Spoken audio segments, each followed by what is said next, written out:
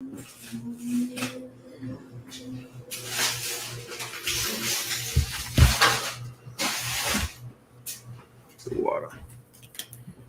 All right, let's clap it up.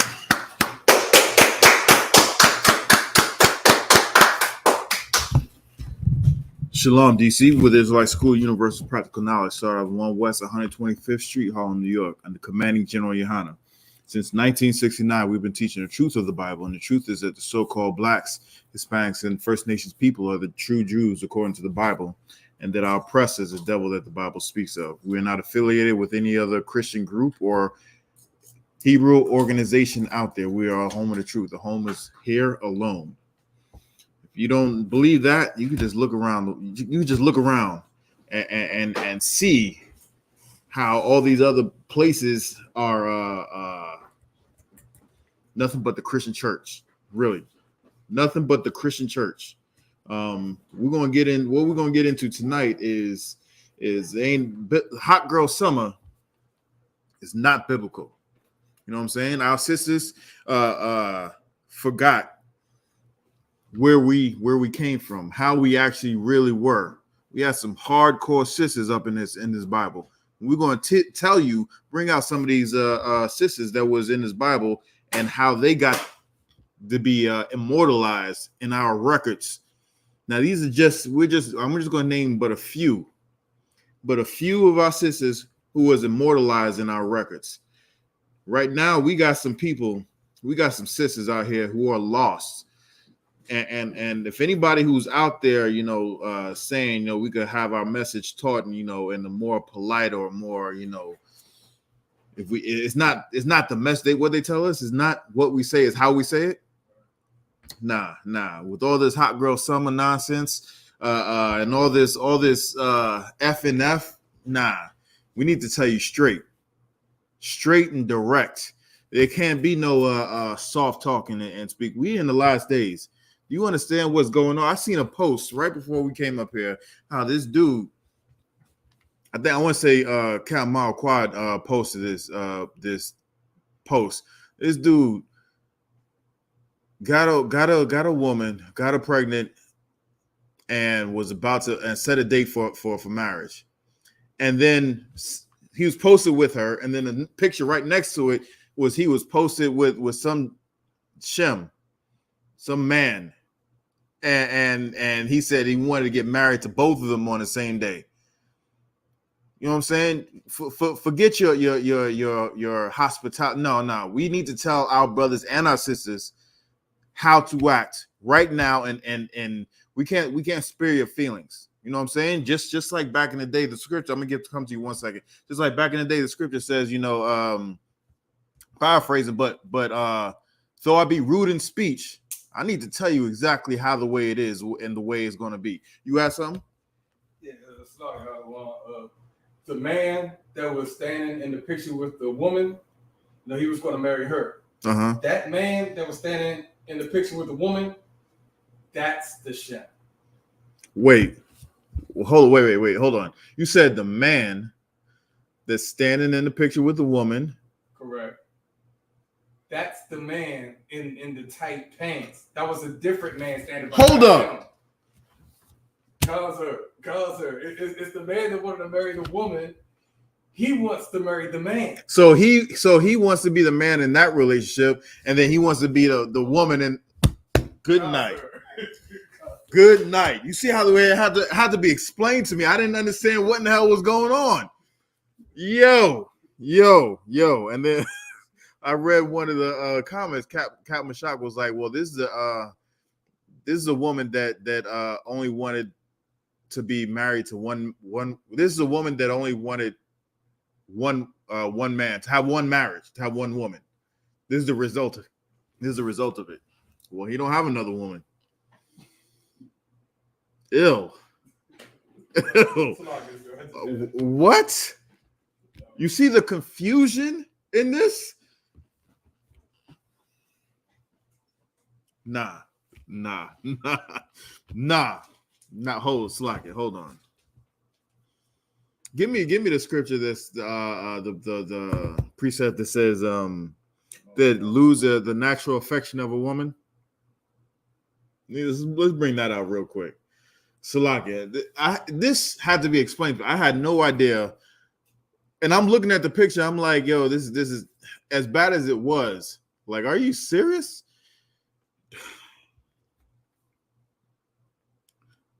Wow. That's all I can say. We need to do our jobs. I'm talking about the men and the women up here in ISUPK, because women have a job to do up in the kingdom.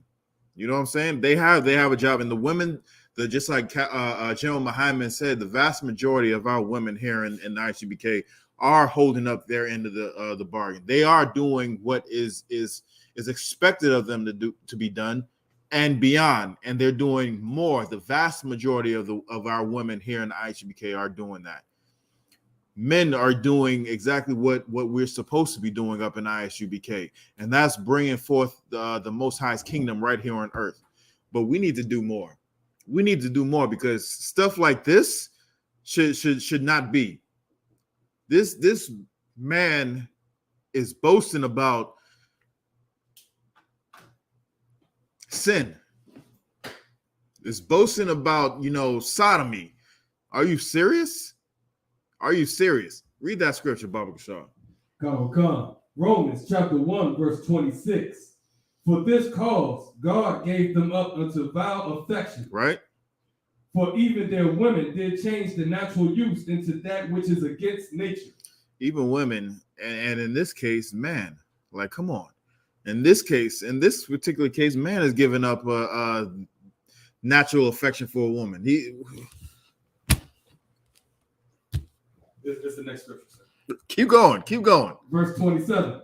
And likewise also the men, leaving the natural use of the woman, burn in their lust one toward another. Men with men, working that which is unseemly, and receiving in themselves that recompense of their error, which was meet. This generation that we're living in right now, right here, right now, even back then, do you understand? I don't think y'all understand. Do y'all understand that the Most High took out cities, whole cities at a time, Sodom and Gomorrah, took out whole entire cities because of this crap, this nonsense, this people giving up vile affection, you know what I'm saying, for one towards another, and then giving it to themselves. That's what the Arabs do. That's another culture. That's another nation. That's not what we do. It's not what we're supposed to do. But since we are all up in Christianity, we're all up in Islam, we're all up in Buddhism, we're all up in atheism, we got stuff like this. And it's you know what? God damn. I know. Like, yo, I had to have that photo, those two photos explained to me. And it just went over my head because I didn't, god damn. Like, I couldn't even fathom. I can't even think of something like that. Even though all of that stuff is pushed on us. You know what I'm saying? All of that stuff is becoming norm. The P-Valleys of the world. I haven't seen this show, but from what I understand, there was a certain scene in the first season that went over the goddamn top. And from what I understand, the producers are saying that it's just going to get worse. When it says it's worse, it's going to get more graphic from that scene on in the upcoming seasons. Like, no, thank you. No, thank you. I no. And from what I understand, it's a predominantly black show. Like, come on, man. This is not us. Deadass, this is not us. You can just read in the script, just what we just read, the precept that we read. Most High does not condone an alternative lifestyle. You know what alternative lifestyle is? Death. That's the alternative to living any type of lifestyle out of what the Most High has set forth for us. Now let's get into our let's get into our topic. And what we're talking about is I'm gonna give you. We have tons and tons of examples of how not to be. You know what I'm saying? We have tons of examples. You look at, you know, how the behavior of the women who are in society, who have a high visibility, who have a high, you know, fan following, you know, the Cardi B's, the Meg the Stallions, you know what I'm saying? I don't even know this chick's name, but the FNF chick, you know what I'm saying? We know how the way they act, you know what I'm saying? We know how the way they act, but really we don't have any, unless you're up in here, then there's plenty of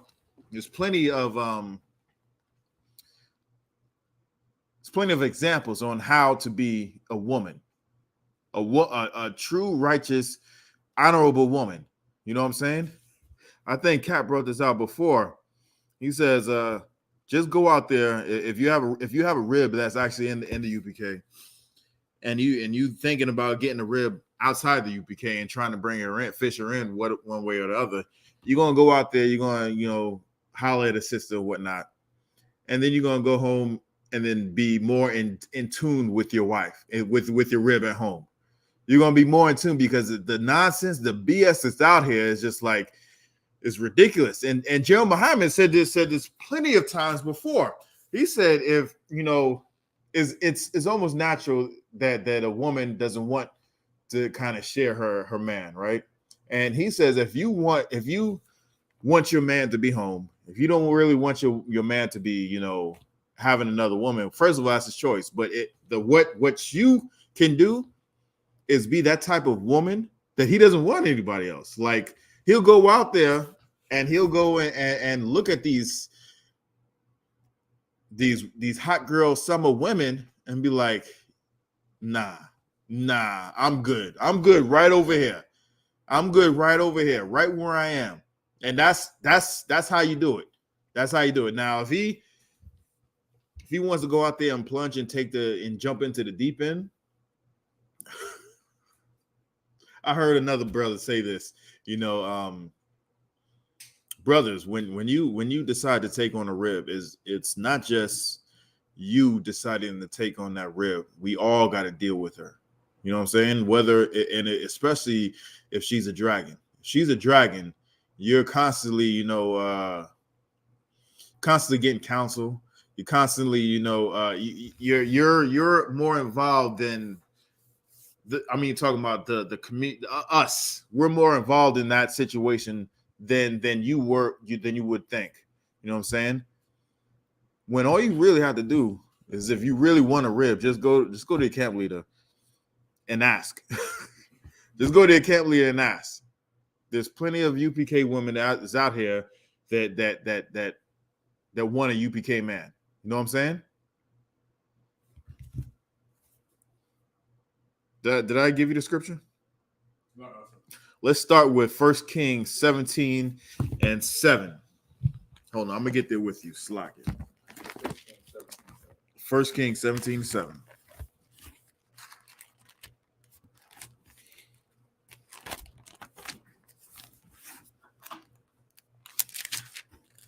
Let's start here, and we're going to get some examples of how righteous women really are, and how you can get anything you want just by being a stand-up woman, just by being a stand-up righteous woman, according to the Most High. And I'm not talking about according to society, because society, you know, lead you to believe that, you know, you're worth something when you get your diploma and you make, you know, mid to high six figures, and you a bad boss B, and you don't need no man, and all that independent, all that crap. Nah, that may appear to work for other nations, but it damn sure doesn't work for us. It damn sure doesn't work for us. You lose some? Yeah, I got another. All right. All right, yeah. Read that when you got it. Come. 1 Kings chapter 17, verse 7. And it came to pass after a while that the brook dried up, because there had been no rain in the land. Right. All right. So right now it's talking about just give you a little backdrop on this part right here. There's a famine in the land. There's a drought that caused a famine in the land. There's a drought that caused a famine in the land, and there are many people that have died because of it. There's very little people that are there, and people that are there are going to die soon. Why? Because there's no water. When there's no water, there's no food. You can't bring in any food. When there's no food, there's no life. You understand? So this is what they're talking about. Keep going. Oh God. Verse 8. And the word of the Lord came unto him, saying, verse 9, arise, get thee to Zarephath, which belongeth to Zidon, and dwell there. Behold, I have commanded a widow woman there to sustain thee. Right. So all right. So he's talking to the prophet Elijah, telling him to get up and go to this certain place. Right. Go to this place. And basically he's telling you you're gonna be good. This widow woman is going to be there, and she's going to sustain you. So don't worry about nothing. Don't worry about nothing. Just get up and go. Right. Keep going. I will come. Verse 10. So he arose and went to Zarephath. And when he came to the gate of the city, behold, the widow woman was there gathering of sticks. And he called to her and said, fetch me, I pray thee, a little water in a vessel, that I may drink. So as soon as he saw her, he said, he saw the woman, and he just began to tell her, hey, just go ahead and give me some woman. Now, this is some stranger just come up to a widow woman, and he's telling her to do something, right? Where are you? That was in the verse 10, right? And read that next sentence, that next line. Verse 11. Verse 11, sir? Yeah. Come. Verse 11. And as she was going to fetch it. And what? And as she was going to fetch it. What's the difference between this woman and a woman today? Everything. In specific. Some stranger just told her to go get me some water. She was out collecting some wood, some firewood, and some random nigga just came up and just said, hey woman, I'm thirsty. Go get me some water. She recognized a righteous man. She didn't turkey neck him. She didn't ignore him. She didn't go off on him. You know what I'm saying? She didn't do any of that stuff. She just the next verse was just said as she was going. So she was like, all right, I'm gonna go and do it. There was no argument, no rebuttal, nothing. Just, hey, I told you to do something, go and do it. And this was a stranger. It was a stranger. She didn't know this dude. You know what I'm saying? Keep going. Come. He didn't know her. The Most High told him to do something. He did it. He told her to do something. She did it. Keep going. Come. Verse 11. And as she was going to fetch it, he called to her and said, bring me, I pray thee, a morsel of bread in thine hand. And he said, as she was going to get him some water, he was like, also, I give me something to eat. I'm hungry. You know what I'm saying? Please give me something. When he said, I pray thee, he was like, he's being polite. He's using some etiquette. Please give me something to eat. I want some food with that as well. What's her response? Verse 12. And she said, as the Lord thy God liveth, I have not a cake, but a handful of meal in a barrel. Right. And a little oil in a cruse.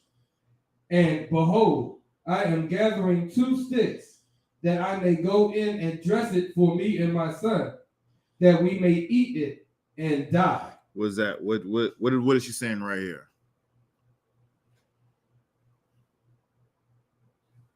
She was saying that she only has enough food for her and her son, first off, but she wants them to eat the last of what she has so they could go out together. That last part, I'm not sure. All right, so what she's saying is she only has but a little bit. She only has, but I'm collecting this wood so that basically we can eat our last meal, because after this, there's nothing more. There's nothing more to eat. So after we eat this, we're going to starve to death, because there is nothing. There's literally nothing to eat. That was her response, right? So it wasn't like, nah, hell nah. I can't. I'm not going to give it to you because I got to give it to my son. Me and myself, we're going to die. All she said was, this is a situation. She wasn't to make any type of excuses or anything for it. And when I say this, man, it just comes to I ain't even gonna say that. So that's what she's saying. That's what she's saying. You know what I'm saying? She's not giving him, she's not being sassy, not giving him talk back or anything like that. She just, hey, this is the way it is. I was expecting to eat, me and my son eat that, and then after that, we just gonna fade away into existence, fade out of existence. Read what's next. Come. Verse 13. And Elijah said unto her, fear not, go and do as thou hast said, but make me thereof a little cake first, and bring it unto me, and after make for thee and for thy son. So he says, all right, I hear what you're saying, but don't be afraid. Make honor me first, and then afterwards, you go ahead and make it for your son, for you and your son. Right? Keep going. Come. Verse 14. For thus saith the Lord God of Israel, the barrel of meal shall not waste. What does that mean? The barrel of meal shall not waste. What does that mean? The food that's in the woman's barrel, it's going to a great cause. It's not for vain that he's eating.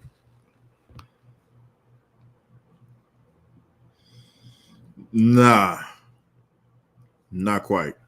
Let's continue reading and see what it means. Come.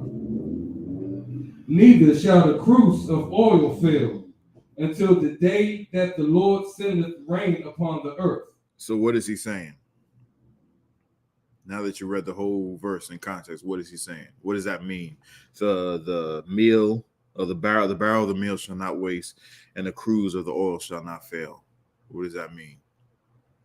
That there will be meal and oil all the way up until the rains come. Exactly. So he says, if you honor me, if you feed me first, because I told you to do it, the Most High will then provide for you. He didn't say, I'm going to provide for you. You know what I'm saying? And there's a precept that says, if you honor the prophets, the Most High will give you a prophet's reward. I'm paraphrasing that. You can look that up yourselves. And this is exactly the proof of that precept. She's honoring the prophet, and the Most High is honoring her for her sacrifice. Because why? Because she did. It doesn't say she did what she did. As far as we read right here, he said, if you do it, it's not going to fail. You know what I'm saying? That you will always have food to eat. You always have oil in your cruise until the rains come. Now, how many of our sisters in our conditions right now would actually say, I ain't got nothing left. I can't feed you. I gotta take care of my kids. I gotta take care of my kids. There is no man. She's a widow. Her husband died. There's no one. Everybody out there is on their own. There is no food around. How many sisters or brothers in that case would actually, feed some stranger that just came up out of nowhere and told them to give me your last of your food? Not a lot. That's why the Most High sent him specifically for this one woman, right? Let's see if she actually obeys what he says, or if she trusts, or if she has faith in what this man of God is saying. Let's keep reading. You have something? It's like, if I may read the precept that you brought up about the prophets and the reward. Okay, yeah, let's get it. Matthew chapter 10, verse 41. He that receiveth a prophet in the name of a prophet shall receive a prophet's reward. And the prophet right here in this context, exactly. What was that? Matthew what? Matthew 10, verse 41. 10 and 41. This is the prophet's reward. You know what I'm saying? She was about to eat her last meal. Her and her son was about to eat their last meal and go and die. But because she received a prophet, her and her son is going to survive. While everybody else is just, dying day by day. Because she honored the prophet and she received the prophet's reward. This is an example of how sisters should act. You know what I'm saying? Not twerking on some car at the red light. Nah, not bragging about not cooking or not cleaning. No. Actually taking care of your kids. You know what I'm saying? Stop. Let's keep going. Finish the verse. Finish the verse. There's more. One last time, sir.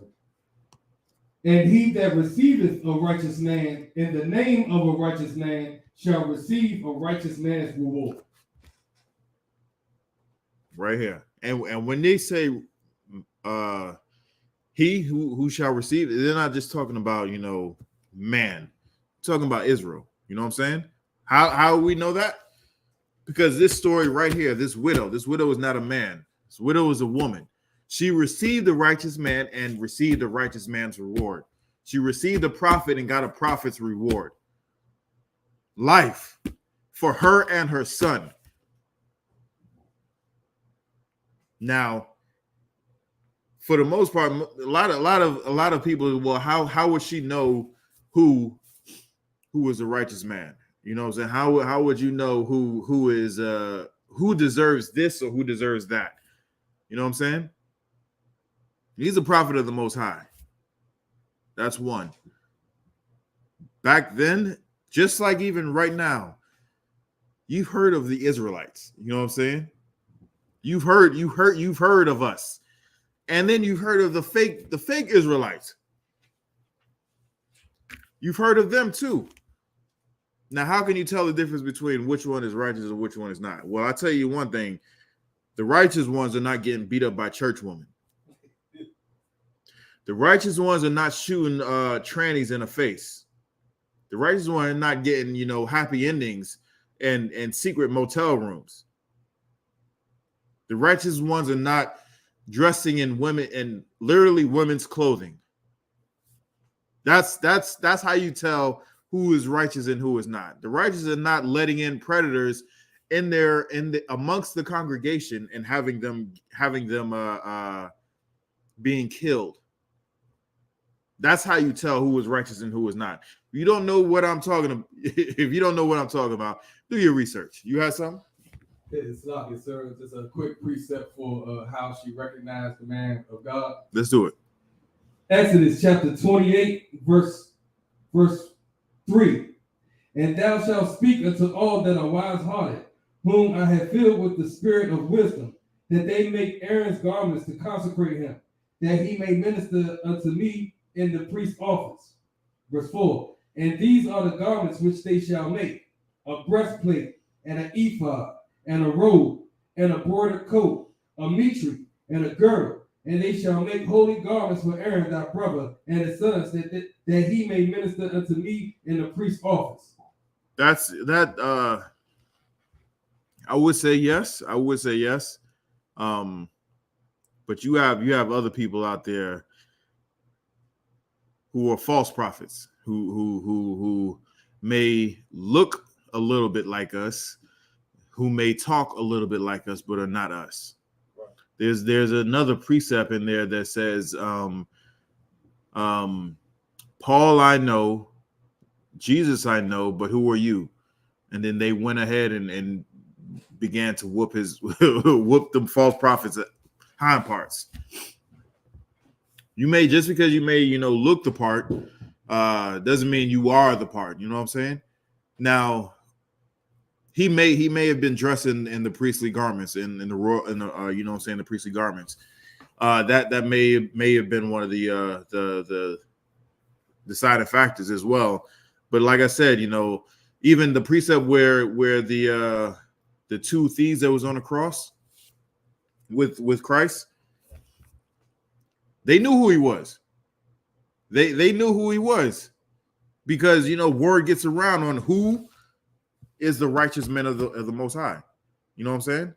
They didn't have YouTube, they didn't have Facebook, they didn't have Twitter or anything. They didn't have social media, but they had word of mouth. Word of mouth spreads, faster than fast. They went and sought him out. He came to their cities. They seen him. That's how she knew who the man of the Lord was. But even still, like I've seen Commanding General Yahanna, for years and years and years before I actually met him. You know what I'm saying? That doesn't mean I know him or he knows me.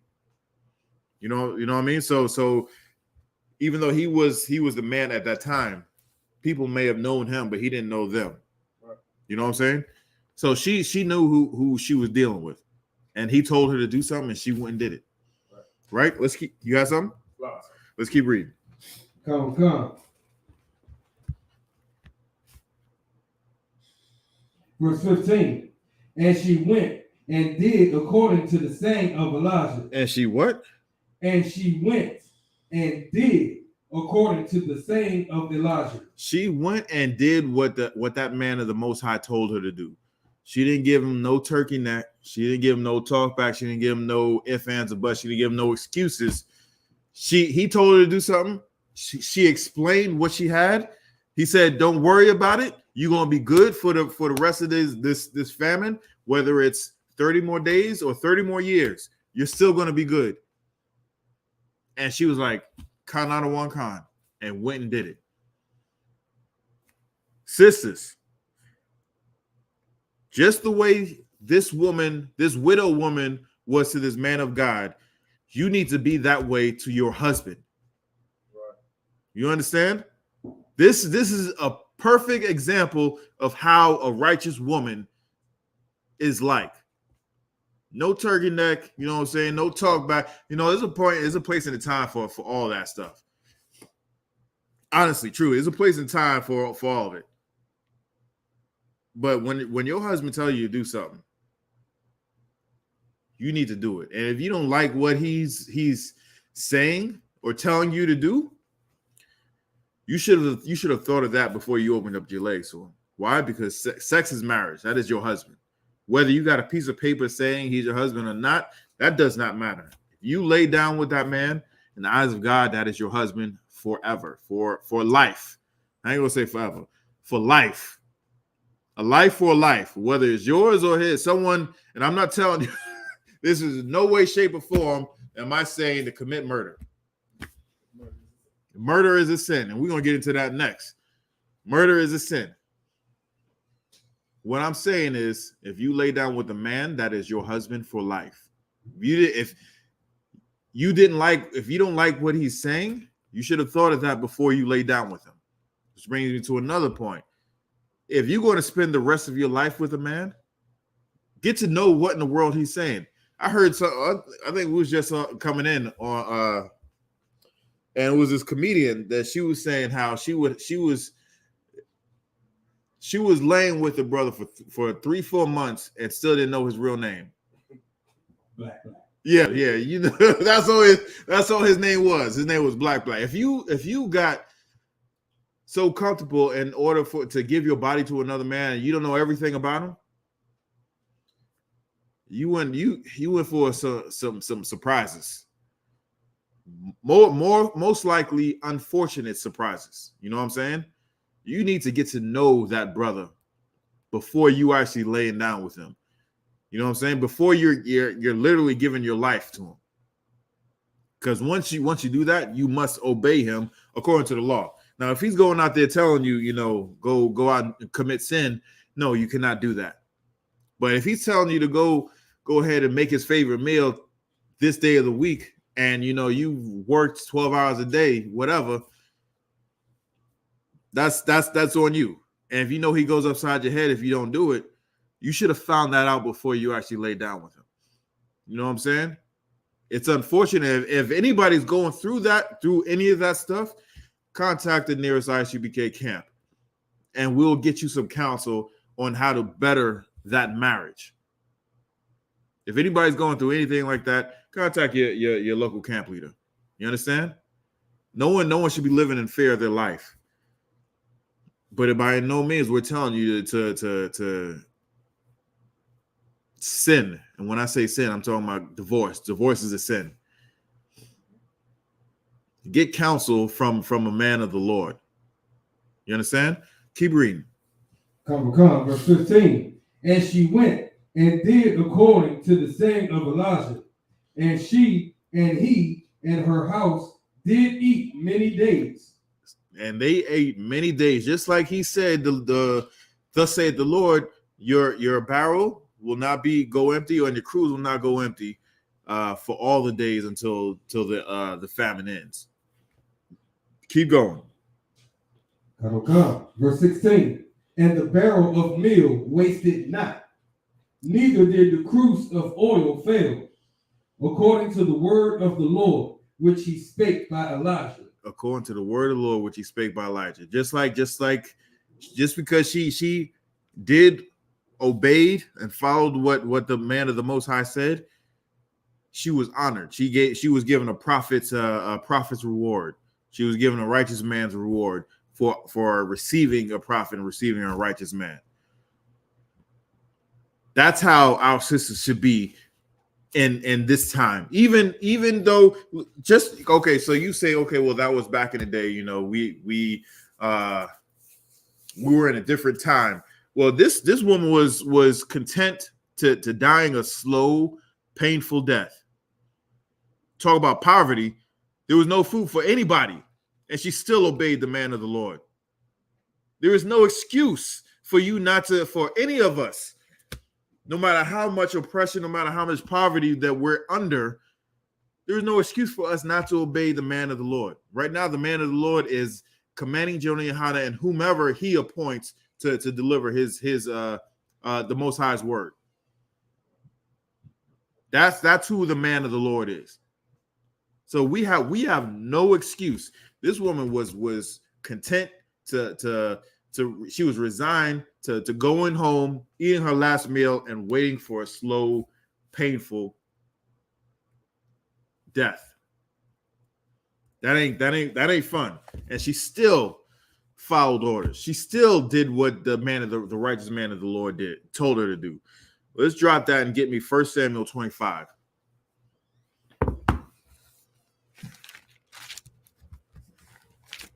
And we're going to get another example of how a woman should be.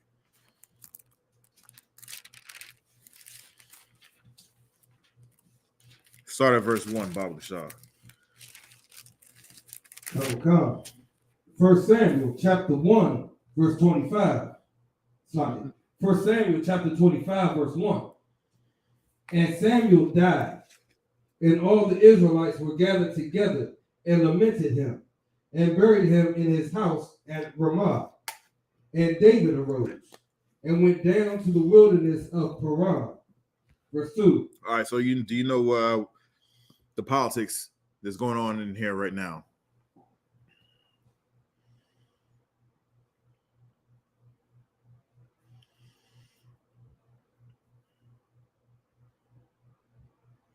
Samuel died, so they're trying to figure out who's going to take over the nation of Israel.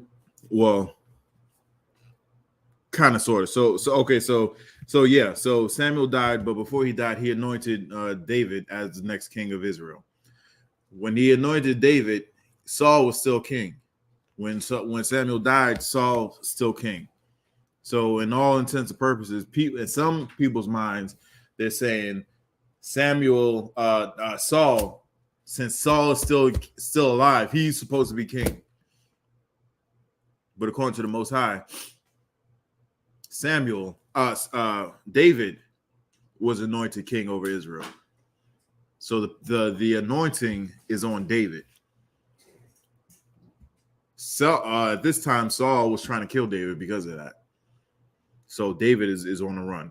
David has been on the run for quite some time now because Saul is trying to kill him. Right? Keep going. Come. Verse 2. And there was a man in Moab whose possessions were in Carmel, and the man was very great. And he had 3,000 sheep and 1,000 goats and he was shearing his sheep in Carmel. Right. So this is a very, very rich man. You have that much livestock, you know what I'm saying? People coming to you for a lot of stuff. You have a great deal of possessions, right? Let's keep going.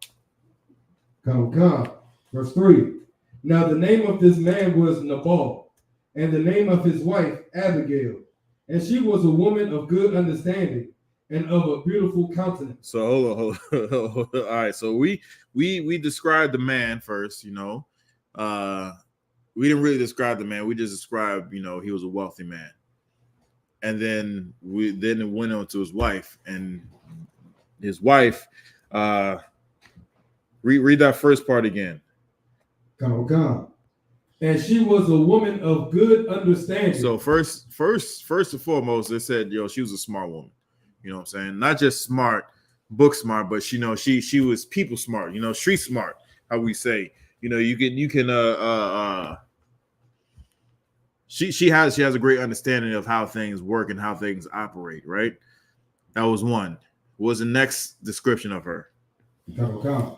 And of beautiful countenance. And she was bad in a mug.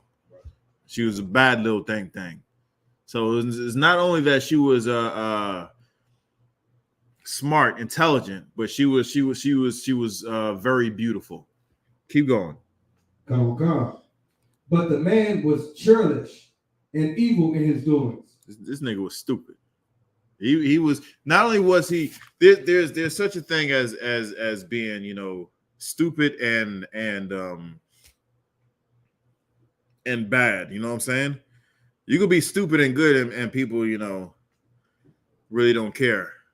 People, look to you and pity and whatnot. But when you're stupid and you're bad, and then you have money and power on top of that, that's a dangerous combination. That is a real dangerous combination.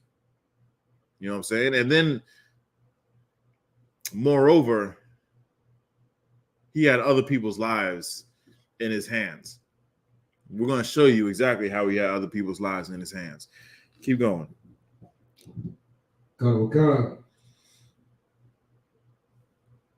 And he was of the house of Caleb.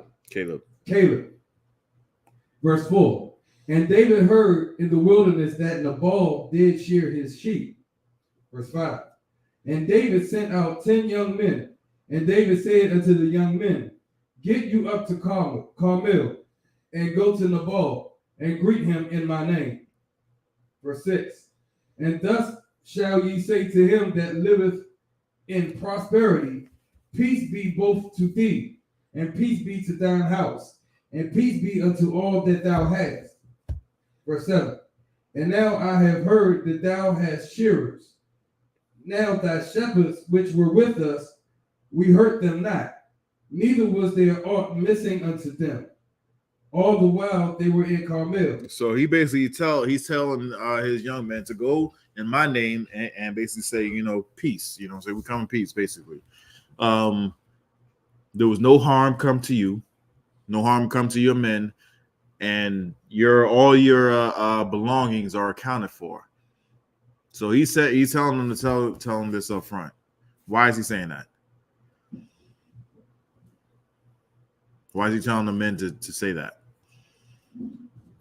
So that rich man wouldn't be defensive and want to attack David. So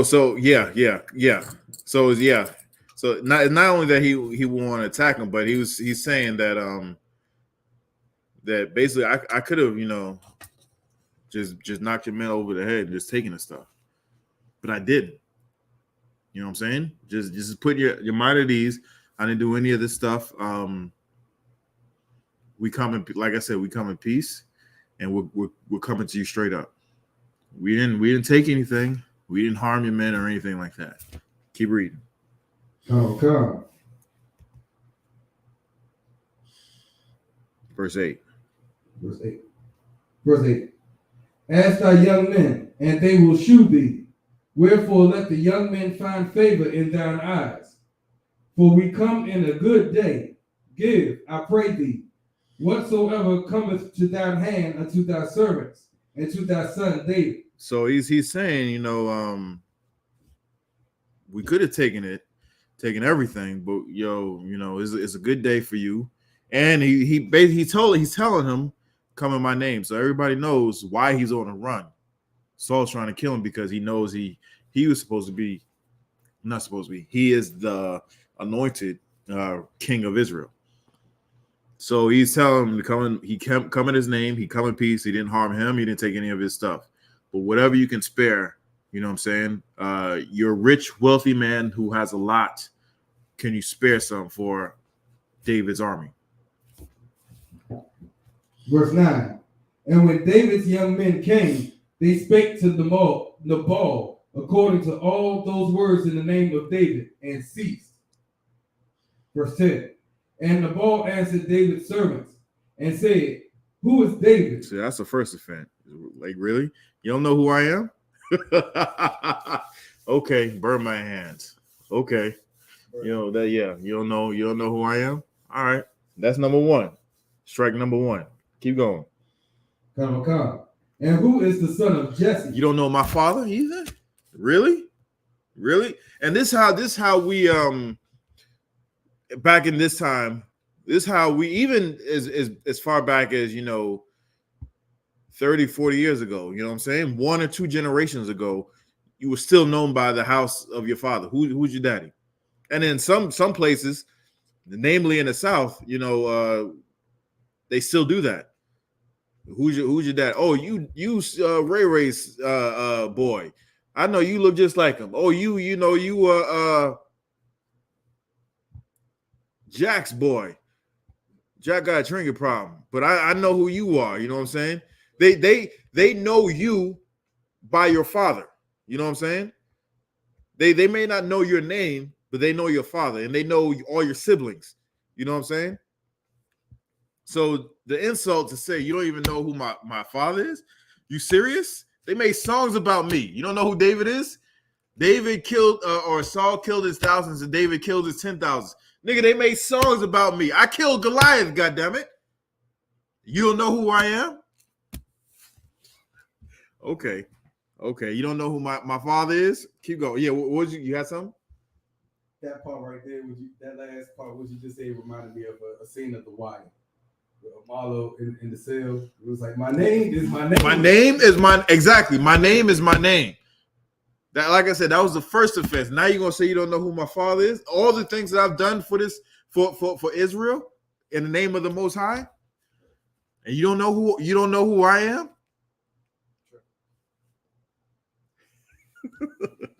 Okay, let's keep going. Let's keep going. God. There be many servants nowadays that break away every man from his master. So now you're throwing shade on me. You saying I broke away from my master, who is Saul? Really? You don't even know the situation. You don't even, and you speaking on stuff that you don't know about. If anybody who doesn't know what's going to happen, this right here, you can teach a whole class on this story right here. This is one of my favorite stories. David suffered. David, even though he was wise, and he what's the word I want to say? He was wise. He was very patient. He was very patient. When I say very patient, he could have killed Saul. Saul was after him and his men. Saul was after him and his men for years, and he had to sleep and eat on the run. He was on the run, sleeping in caves, sleeping out in the wilderness for years. And he had his opportunity to go ahead and kill Saul, and he did not do it. His advisors were saying, man, here he is. We could end this war right now. Go back to our homes, go back to our beds, go back to our women as conquering heroes. We can do this right now, right here. He was like, nah, that's the Lord's servant. I'm not going to touch him. He was a man after the Most High's heart. And you going to talk ill about David? Now, so if anybody know, if you had, and I'm not saying he is this, But if you had come in contact with a serial killer, you know what I'm saying? Or if you come in contact with that nigga who got bodies on him, you gonna talk any type of crap about him? And they sent someone to talk to you. You know what I'm saying? It's not like you somewhere and you just say, "Oh man, I know about that highway killer, that son of Sam. He's a killer. He's despicable. Blah blah blah." But it's not like he sent his messengers, 10 of them, right? If I'm not mistaken, 10 young men, and came and specifically talked to you and named you by name. You're gonna talk crap about this man who killed his 10,000s? Really? This goes to show you the type of man Nabal is or was. Really, you're gonna talk crap about that dude? Something wrong with this guy. Something wrong with this guy. Keep going. Come. Verse 11. Shall I then take my bread and my water and my flesh that I have killed for my shearers and give it unto men whom I know not whence they be? So again, you don't know who I am. My name don't ring out in these streets. Really? Okay. Keep going. So he's saying, should I give my food to you when I've prepared this for this? I only have. He's acting like he only has a little bit for him and his men. That's how he's acting like. That's how he's acting like. But we're about to read. But he's a rich man. He has many possessions. He has many head of cattle, many heads of sheep, many heads of a goat. Keep going. Come. Verse 12. So David's young men turned their way and went again and came and told him all those things. So they went and told David. They gave a report to David what this Nabal said. Keep going. Come. Verse 13. And David said unto his men, gird ye on every man his sword. He said, tool up. He said, grab your strap, get that tool, and every man. He didn't say, all right, I'm gonna take a few men to go and deal with this. He said, every man, strap up. Keep going. Come. And they girded on every man his sword.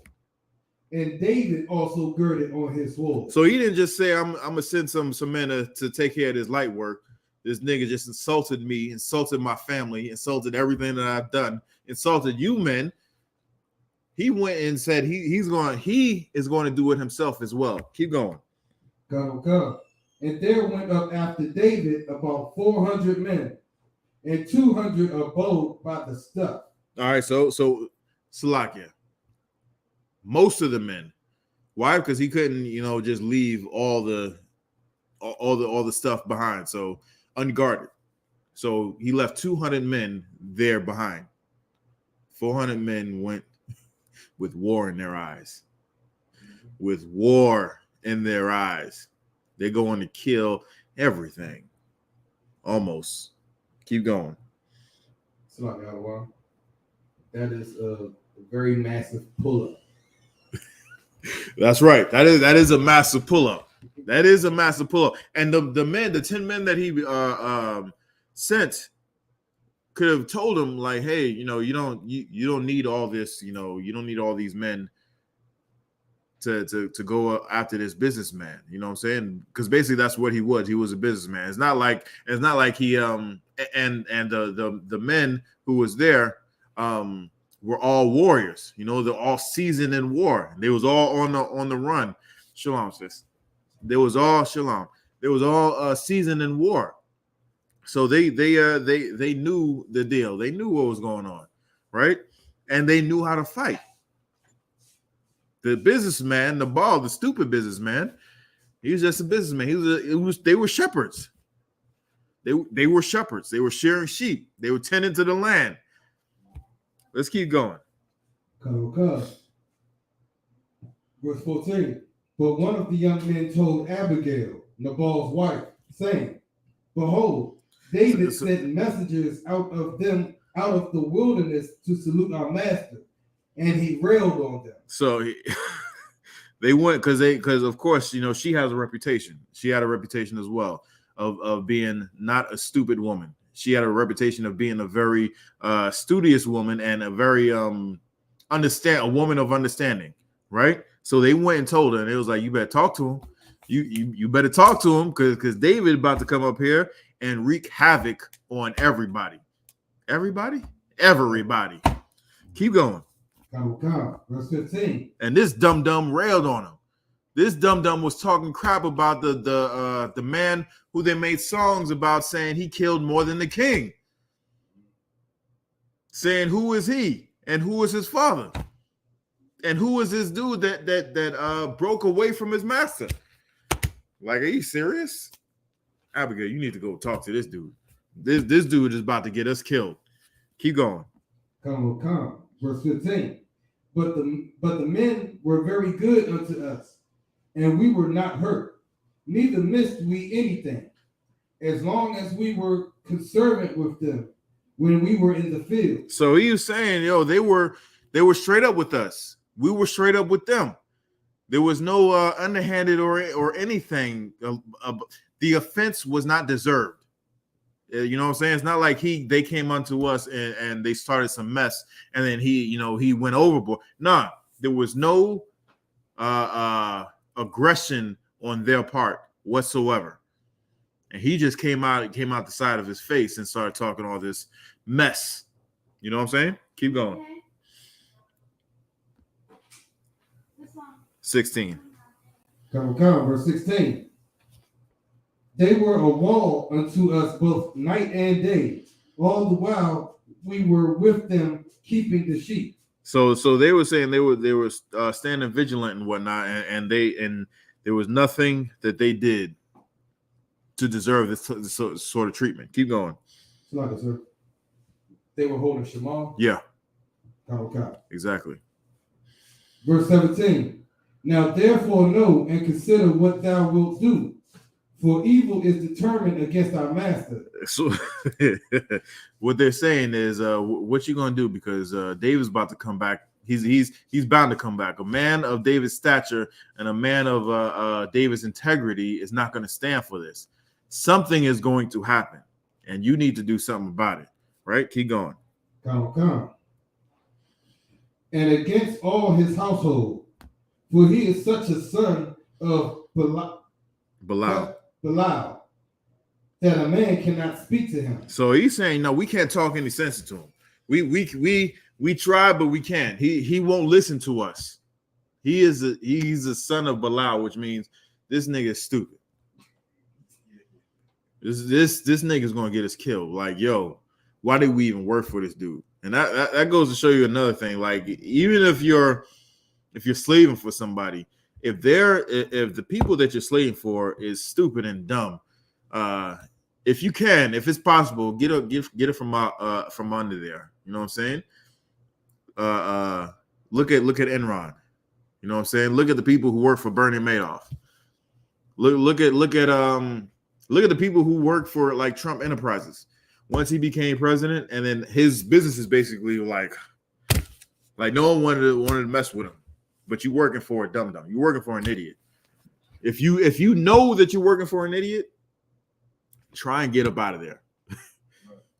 Do what you need to do to laterally move. You know what I'm saying? Get up out of there. Why? Because hard times are coming.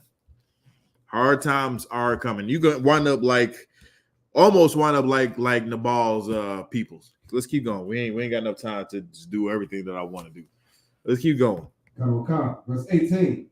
Then Abigail made haste and took 200 loaves and 2 bottles of wine and 5 sheep ready dressed and 5 measures of parched corn and 100 clusters of raisins and 200 cakes of figs and laid them on asses. So she went and got to cooking. Her and her handmaidens went to got and cooking, right?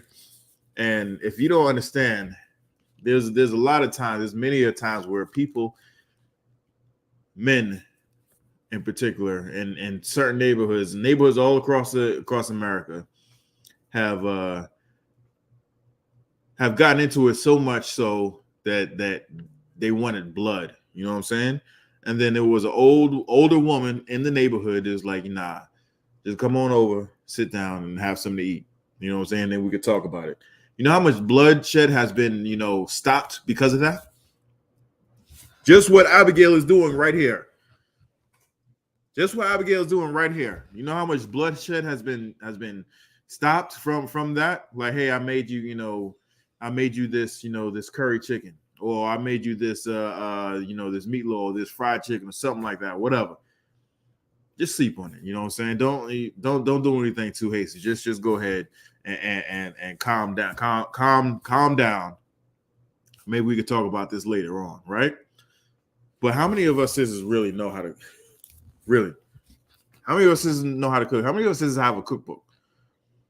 Whether you went and bought one, or you went and got one passed down to you, or you have a scrapbook of recipes that you done went and looked at and like, oh, I can do this, I can do that. Take that. How many of you have different types of ingredients in the cabinet that you know goes with what?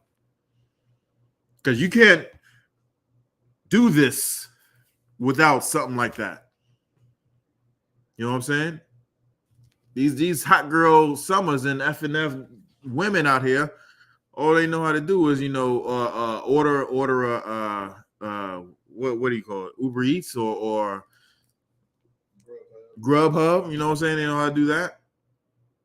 Make you a pack of ramen, whatever. Nah, son, nah. If you know how to make, if you black and Hispanic, you know what I'm talking about. If you know how to make Sunday dinner on a Tuesday night, good night. If you can do that consistently, you know what I'm saying? You could damn near get almost anything you want. If you just three things. Dudes are really so simple. And you could damn near get damn near anything that's lawful. That's lawful. You know what I'm saying? If you keep a clean house, if you could put your foot in the cooking, if you don't know what I mean, it's not for you. And if you just keep quiet for most of the time, right, you could just get damn near anything you want. You know what I'm saying? Invest in a cookbook, a good one. And I would suggest someone that looks like you. I wouldn't suggest someone, one of these other people's. I'm not saying that they may have one or two things that you can get down with, but invest in a cookbook or talk to an old grandmama. You know what I'm saying? Talk to an old big mama about some of her recipes. It ain't gonna be no measurements. It's gonna be, put a little bit of this, put a dash of that, put a whole lot of this, and you'll get used to it. Now and then some of the times they don't even know the temperature. They just know how to do it on their stove and their oven. You know what I'm saying? Them the people you need to talk to. According to the scripture, the scripture says that's one of the jobs of the aged woman. Teach a woman how to be. Teach a younger woman how to be sober, how to be a good keeper of home, how to stay at home. You know what I'm saying? I'm paraphrasing, but that's what the scripture says. But a lot of our women right now, you know what I'm saying, they'll give you a microwave dinner. You know what I'm saying? They'll order you some Grubhub, DoorDash right quick. But why do that? Why do that when you can just spend an hour or two up in that kitchen and do your thing? I think I told you about it. It was a video about this dude who was about to break up with this woman. It was a little funny skit. He was about to break up with this woman. He was like, as he was breaking up with her, he was telling her,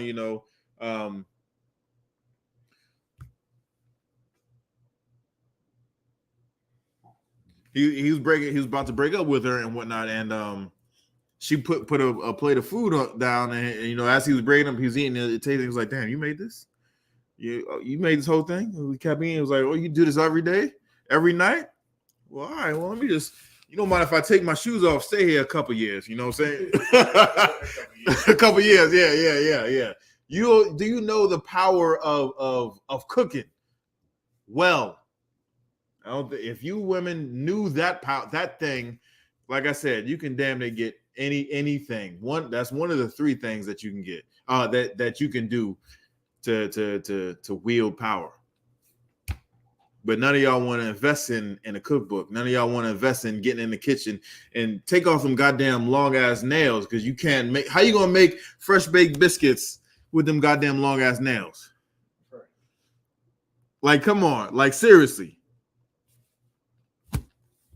I'm trying to give you the game, women, sisters. I'm trying to give you the game, and all of this is showing how righteous women are. This is just one, and this is another one. Let's keep reading to see what that food did to calm down David and the 400 men he had to ride up with him to kill Nabal and all the men that was with him. He wasn't. Now Nabal was the one who was talking the crap. Nabal, the boss, but he was about to kill every man that was there. Every man that was there, he was going to kill. Why do you think he took 400 men to this place? He didn't say, "Hey, I just want Nabal, send him out so I can kill him." Nah, he was about to kill every man that was there. It could have been someone who was on the other side of the goddamn compound, sharing sheep, doing whatever, tending to whatever he was doing, his daily duties. And here come David and his men, and I'm about to get killed because what? I wasn't even there. Why? What you doing? What you doing? You know how many lives Abigail is about to save because she can cook? Come on, woman. Let's go. Come, verse 19.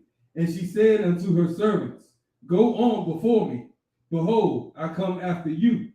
But she told not her husband Nabal. Why? Because she knew this nigga was stupid, and she was going to try and stop. He was going to try and stop it. She's saving his life. She has to go behind his back to save his life and all the men's life. She's trying to not become a widow. This nigga's stupid, yo. Slide real quick, if you could. Can you open up that door, Baba Bashar? This dude is. Don't be like Nabal. You know what I'm saying? Don't be like Nabal. If you don't know, we're gonna read it. If you don't know, Nabal means fool. You know what I'm saying? From now on, Nabal means fool. If you ever want to raise up a son, and you want to give him a Hebrew name, do not name him Nabal. That's a shameful name. That's a shameful name. That means foolish, stupid. You know what I mean? Let's keep going. Let's keep going, Baba Shaw. Come. Yeah, I don't think I'm gonna get to the last one. Man. Come. Verse 20. And it was so, as she rode on the ass, that she came down by the covert on the hill. And behold, David and his men came down against her, and she met them. Verse 21.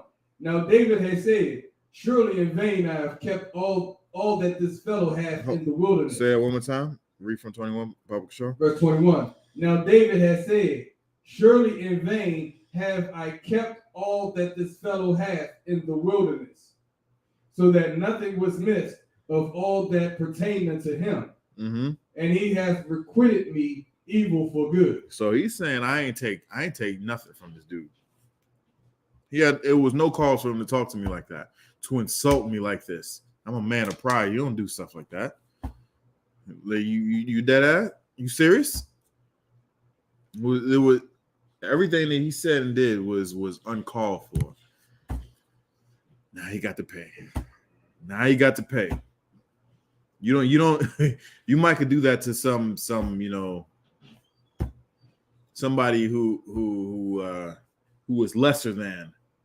Well, you know who I am? You must not, because you dare say some foolishness like that to me. Keep going. Come. Verse 22. So and more also do God unto the enemies of David.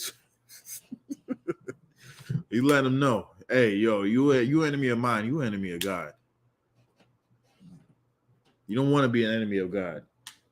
Befriend David. Keep going. Come.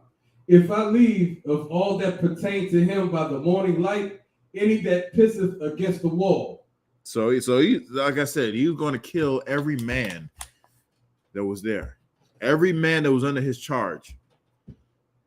Every man was going to die because one man had a great idea of mouthing off to David when it was uncalled for. It was uncalled for. You can't let that pass up. Why? Because if you let him do it, what else is going to happen? Somebody else is going to do it. Everybody else is going to do it. Everybody else is going to do it. Nah. Someone's got to pay. And you know what? If David would have done it, he would have been sinning. Just like I said, just like you said earlier, thou shalt not murder. This was outright murder. He wasn't defending himself. He was defending his pride. That's what he was defending. But did another man, not just another man, did all these men have to die because he hurt his feelings? No, he shouldn't have. David going up to ride against him and to do what he was about to do was sinful. But let's see how Abigail saves her husband, saved the men that worked for her husband, saved David, and saved his men from sinning. All for cooking. Right. She did it all in the kitchen. Women, if you don't understand how a lot of women say, all you think I'm good for is cooking. She just saved hundreds of lives right here for cooking. Right there. And she had some wisdom, around the cooking. And she said and operated in a certain way that added on to her cooking. But she saved them cooking. Now, if you don't understand how powerful a meal is, if he ain't coming home, if he's coming home and he's not hungry, he's getting food from somewhere. Just be that place that he wants to go to. Not just out of obligation, but that's where he wants to go. Be that. You have some? Yeah, it's like out of one. Paraphrasing a phrase, a saying I heard off of Facebook. Sisters, be the brother's peace when he comes home because he's warring out in the streets all day. Yeah, you're damn right. Black and Hispanic and then Native American, First Nations people are definitely warring out there on the street. Why do they want to come home to something that's not that they don't have to why would they want to come home to more of that? They're gonna go to where it's peaceful. Our unfortunately, our culture is not even I ain't gonna say it's our culture. We take that from Esau, his mistress mentality, and we have that, but we call it the side piece. Why do you think so many men have side pieces so often? Is because they're peaceful. They do stuff that the wife doesn't do. They don't nag them. A man, if he wants another woman, just be straight up. I want you, and I want another woman. Just do that. Just do that. You know what I'm saying? Don't be going around sneaking behind back because right there that is 100% Christian, and you'll end up like that dude that I was talking about in the beginning. You wind up like that Shem. That nigga was wearing heels too, wasn't he? Heels. All right. All right. You're gonna wind up like that. If you want another woman, you're gonna have to learn how to operate having more than one woman. And there's only one place you can learn that, right here in I.S.U.P.K. And so that's the only place you're gonna learn. You go someplace else, you're gonna wind up the household's gonna wind up in disarray. It's gonna be in disarray 100%. It's gonna be out of order. Coming to every household that is not up on the I.S.U.P.K is out of order. Why? Because there is no righteous guidance to build that household. You may think it's right. And there's a lot of times when I thought I was doing a lot of stuff right. before I came into the truth. Then I came into the truth. Everything that I thought was right was wrong. Everything. I had to change everything. But let's get back to this righteous woman and how she saved many lives with her cooking skills. Come. Verse 23. And when Abigail saw David, she hasted and lighted off the ass and fell before David on her face and bowed herself to the ground. So then she humbled herself, just like the way Nabal didn't humble himself to David. She humbled herself and let him know who's in charge. She let him, even in the animal kingdom, if you see like two big cats about to square up with each other, and one of the cats be like, all right, I thought I could take him, and then they get up on him and they be like, all right, well, no. And they kind of like, back down. They humble themselves. They get low. That's exactly what Abigail is doing. She's humbling herself, letting David know that she knows he's in charge. Not her idiot husband, but David. And moreover, even though she has an idiot husband, I'm saying she has an idiot husband. You never hear her say that here. You never hear her go into Nabal saying, you're stupid. You're stupid. You almost got us killed. Why did you do this? She didn't do none of that. She didn't do any of that. So if you have an idiot husband, don't do that. Don't do that. Get counsel. Get counsel. All right? Let's keep reading. Come. Verse 24. And fell at his feet and said, upon me, my Lord, upon me let this inquiry be. And let thine handmaid, I pray thee, speak in thine audience, and hear the words of thine handmaid. Verse 25. Let not, my Lord, I pray thee, regard this man of Belial, even Nabal, for as his name is, so is he. Nabal is his name, and folly is with him. But I, thine handmaid, saw not the young men of my Lord, whom thou didst send. Right. Verse 26. Now therefore, my Lord, as the Lord liveth, and as thy soul liveth, seeing the Lord hath withholden thee from coming to shed blood, and from avenging thyself with thine own hand, now let thine enemies and they that seek evil to my Lord be as Nabal. Right. So she's basically pleading for his life. So he's saying, don't do this. Don't do this. I wasn't there when your servants came through, and I understand you're mad, but Nabal is not right in the head. You know what I'm saying? He's not as wise as you are. He's a son of Belial. You know what I'm saying? He's just that nigga. Please don't do this. Keep going. Sorry, other one. Is she also praying for his future enemies to be as foolish as her husband? Read that last part again. Read 26. Counsel, the end of 26. Read the whole thing, 26. Come. Now therefore, my Lord, as the Lord liveth, and as thy soul liveth, seeing the Lord hath withholden thee from coming to shed blood, and from avenging thyself with thine own hand.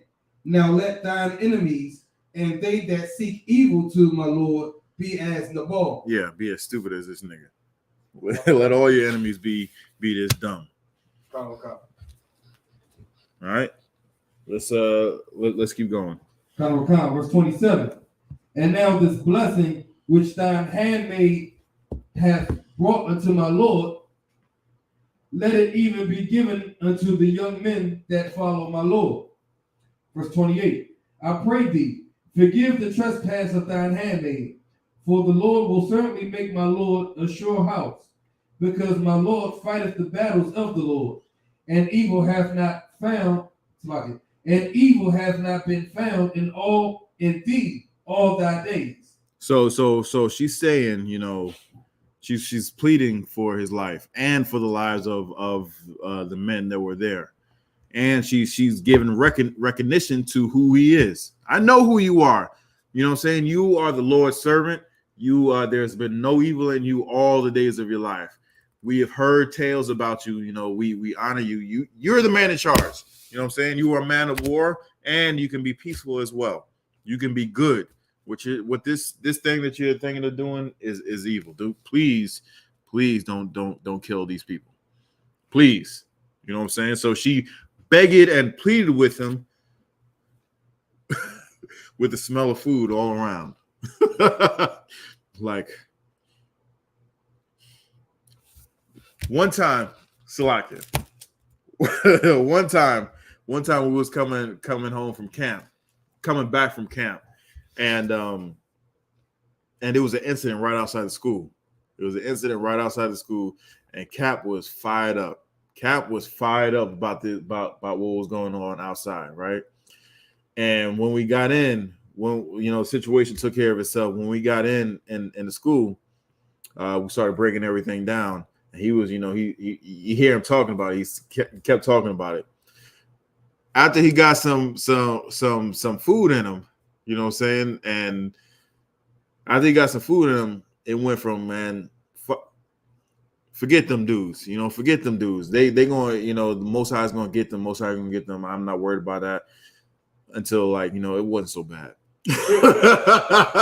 It's not so bad, it's all right. Let them live. You know what I'm saying? It went from up here to once you got that good cooking in you, it went down. It went down. and you can just imagine David fired up, fire in his belly, about to go spill some blood. And then you have this beautiful woman, bigging him up with the smell of all that food, what he originally asked for. And it's probably more than what he originally asked for. You know what I'm saying? He just, whatever you can spare. And she went all out. And he's smelling all that food and like, you know what? I ain't got it. But if it was our sisters in our broken state right now, it would probably be, well, this nigga stupid anyway. If he dies, I get his portion. You know what I'm saying? I can run this. There he is, David. He over there. He in that house, the second house. Yeah, he heard you coming. He ran and hid. What can I do? I'm just a woman. He just want me in the house cooking. I told him not to do it, and probably went and snitch on him. You know what I'm saying? That's in our broken state. It's probably what would happen. It's probably what would happen. But sister, you don't have to do that. You don't have to do that. You know what I'm saying? You can still save face for you, for your family, by being an upstanding, righteous woman. And this is an example of how how a woman with a stupid husband operates. Right? Let's keep going. Come. Verse 29. Yet a man is risen to pursue thee and to seek thy soul. But the soul of my Lord shall be bound in the bundle of life with the Lord thy God. And the souls of thine enemies, them shall he sling out, as out of the middle of a sling. So she's saying, don't do it. The Most High is going to take care of your enemies. You know what I'm saying? Let the Most High do this. Most High can do anything, right? So yeah, let's keep going. Come. Verse 30. And it shall come to pass, when the Lord shall have done to my Lord according to all the good that he hath spoken concerning thee, and shall have appointed thee ruler over Israel. So they know who he is. They know he's appointed king of Israel. They know this. So she's bringing that back to the forefront. Hey, all this good things is going to happen once you actually sit on the throne, physically sit on the throne. All this is going to come to pass. Everybody's going to tell of your great tales, you know what I'm saying? Of when you was in the wilderness, doing this and that. Don't do this. Please don't kill this fool. Please don't kill this fool, because that's exactly what he is. He is a fool. Keep going. Verse 31. That this shall be no grief unto thee, nor offense of heart unto my Lord. Either that thou hast shed blood causeless, or that my Lord hath avenged himself. But when the Lord shall have dealt well with my Lord, then remember thine handmaid. Verse 32. And David said to Abigail, Blessed be the Lord God of Israel, which sent thee this day to meet me. Verse 33. Right? He said, Blessed be the Lord, because if it had not been for the Lord sending you, all these niggas was going to die. He said it himself, every man that pisses against the wall was going to meet his maker right then and there. He's going to kill all the men that Nabal that worked under Nabal, because Nabal insulted him, Nabal insulted his father, and Nabal insulted his integrity as a servant to his master. Like, you dad, this nigga trying to this dude is trying to kill me, and you expect me to just lay there? You know, this brings me back. I was in Africa one time, and I went to an open air market, right? And they the people I was working with was like, hey, you just go up to this place, and you know they get you you get you some fresh chicken. And when they say fresh, like, you pick the chicken out and they slaughter it right then and there, and, you know, butcher it up and give it to you, right? So I went there, and like I said, it was an open air market, and the chickens were like they had their foot tied up, and it was just, you know, back there and whatnot. So I picked the chicken, right? He was like, all right, you know, really couldn't speak any English and whatnot. So I was just trying to communicate with him. And as we were communicating, he had to weigh the chicken, he had to weigh the bird, right? And he put it on a scale, and the scale was kind of like on his table, right? And then, like, right beyond it, the chicken could just go free. So he put it on the scale, and then he started talking to me. And he was just like, and the chicken was just laying there. I'm like, what's from stopping this chicken just to get up and run? Because the rope was off his leg at that point. And it's just waiting there. And I'm looking at it. I'm like, yo, and it was just like, just waiting to die. I'm like, what the hell? You know what I'm saying? The mentality of that, like, for us, we are so beaten down and so, you know, think that there's no more life, that we will actually literally wait on that goddamn, you know, scale and wait for the butcher to come back and kill us. We can't be like that. You know what I'm saying? You had something? Stockholm syndrome. I don't know if that was really Stockholm syndrome, but that chicken was just waiting to die. He was literally free. Literally, no, all he had to, and you know, chickens are fast, you know what I'm saying? Well, this chicken, because like chickens that they're bred, they can't even walk. But this chicken, all I had to do was just get up and bounce. I wasn't gonna go and catch it. I damn sure wasn't gonna go catch it. He couldn't catch it because he had to come out from a back behind and try. But you know what I'm saying? that you know, that's another story. Where are we? So he said, bless be the Lord to send you out here, because if not, I would have killed everybody. Right? Keep going. Come. Verse 33. And blessed be thy advice, and blessed be thou which has kept me this day from coming to shed blood, and from avenging myself with mine own hand. Verse 34.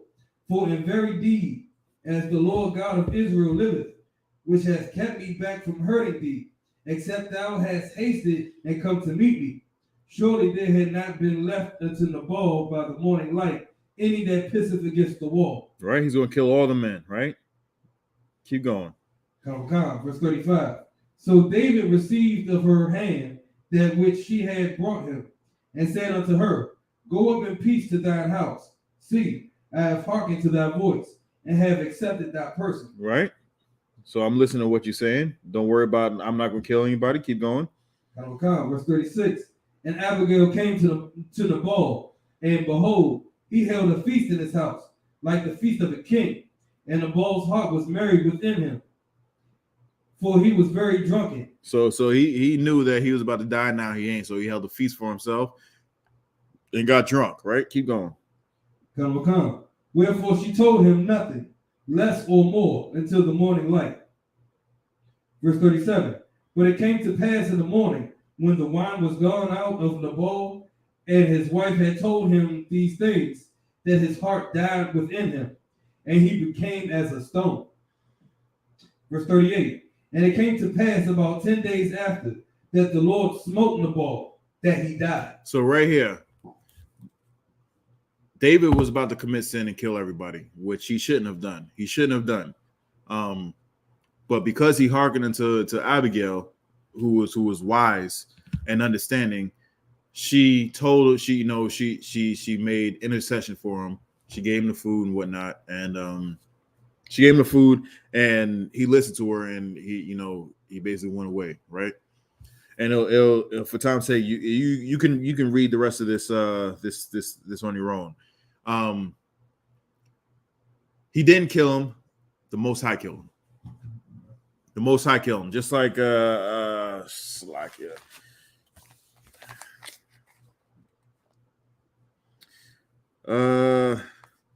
Just like in Romans 12 and 17, where it says, "Vengeance is mine; the Lord will repay." You do not repay evil with evil. You know what I'm saying? Don't do that. Most High says he'll get the vengeance. Just like right here, the Most High killed him. He did what David wanted to do, and he killed Nabal. He didn't have to do that. I'm talking about David. David didn't have to commit sin and kill Nabal. The Most High did it, and David's such a righteous man. He actually listened to wisdom. Wisdom can come from women. It doesn't happen often, but wisdom can come from women. You know what I'm saying? And she was a righteous woman. And when I say wisdom, I'm not talking about smarts. I'm not talking about I'm not talking about book smarts. There's the highest rate of people graduating with higher degrees is Black women, Black and Hispanic women. So I'm not talking about book smarts. I'm talking about like you see a lot of women out here, whether she has a degree or not, and she's with a man, she'll run her mouth and have her man have to defend Will Smith and Jada Pinkett. You know what I'm saying? I'm talking about that type of situation, that type of wisdom. She will run her mouth and have to have a man have to defend her, and who knows who she ran her mouth to? Could be that killer on the street. And now she has to go bury her husband because she ran her mouth. I'm talking about that type of wisdom. Wisdom enough to know to shut your goddamn mouth. You know what I'm saying? Wisdom enough to know that hey, that's not my battle. I'll let my man take care of it. I'll let my Lord take care of it. I'm talking about that type of wisdom. I'm not talking about book smarts and earning degrees and being having doctoral degrees and whatnot. I'm not talking about that. Women are as smart as they can come. When I'm talking about wisdom, I'm talking about knowing someone is about to die, and how can I prevent that from happening? Honoring the man who's going to do the killing, because he's supposed to be the king of Israel, and feeding him and his men. That's wisdom. And with that, the Most High calmed David down, and then went and killed Nabal himself. And if you read it further along, David heard about it, and then he went and took Abigail for a wife. Now that's his woman. Right. And with that, Salakia, I had some more out here, but time has come and gone. We must move on. With that, I pass the class to Peace and Officer Pagabua.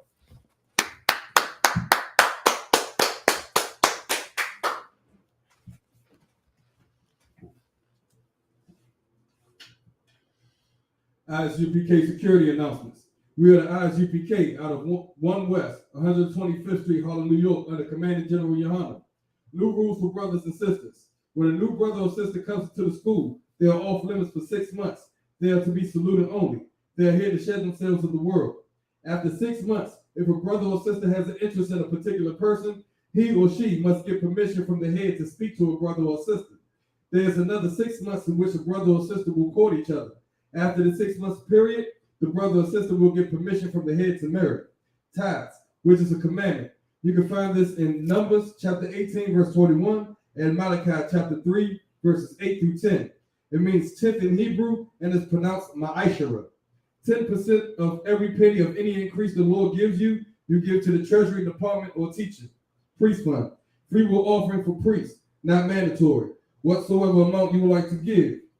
Upcoming holy convocation is the memorial of blowing of trumpets, the first day of the 7th month, Sunday, September 25th, 2022. You can find this in the book of Leviticus, chapter 23, verses 24 and 25. Remind Akim and Akwafian to check on social media such as ISUPK.com, Facebook, Twitter, YouTube, and so on for I.S.U.P.K events and material. If a brother wants to be a trooper in the school, he used to start wearing all black, which includes black boots, black shirts, black pants, black headband, or scarf. And with that, I say Imanian, which means to stand. Men of Israel will give one courtesy salute to the teacher. Men of Israel, Imanian Shabbat, Imanian Barak, Yahweh Hashem Yahweh Shah Barakatah, Yahweh Hashem Yahweh Shah Barakatah. Yahya Matah, class dismissed.